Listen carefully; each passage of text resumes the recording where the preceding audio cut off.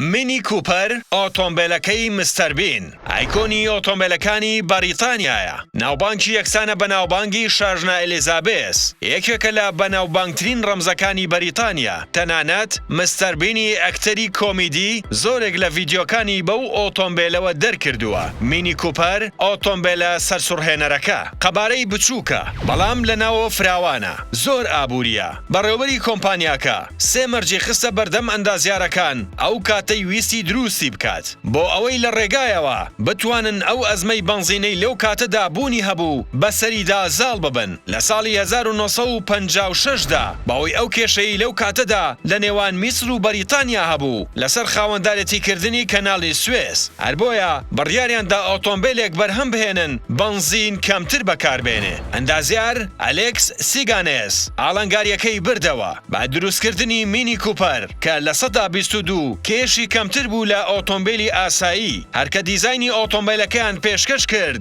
ڕاستەوخۆ بڕیاری جێبەجێکردنی درا. لە ساڵی 1959دا ئۆتۆمبیلی مینی لەدایک بوو، لەگەڵ بەرهەمێنانیدا کێبڕکەی گەورەی کۆمپانیەکانی کرد. سەرنجی هەموو کەسێکی بۆ خۆی ڕاکێشا، بە تایبەت لە پاش بەشداریکردنی لە ساڵی 1961دا لە ڕاڵی مۆنتی کارلۆ.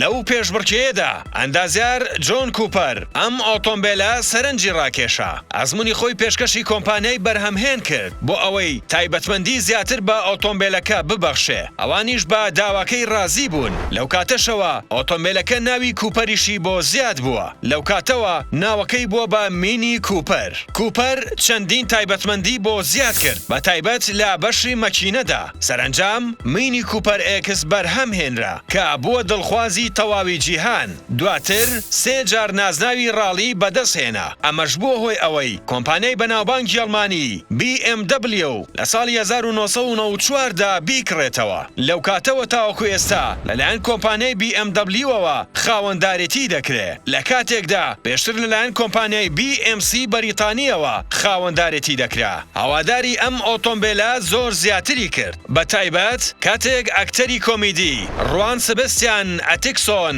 ناسراو بە میستەر بین لە زۆرینەی ڤیدیۆکانیدا ئەم ئۆتۆمبیلەی بەکاردەهێنا. لە ماوەی ئەم 6 ساڵەی بەرهەمێنانیدا چەندین جار دیزاین و شێوەی گۆڕاوە، بەڵام ئەوەی نەگۆڕاوە قەبارە بچووکەکەیەتی کە بووەتە نازنامەی ئۆتۆمبیلەکە.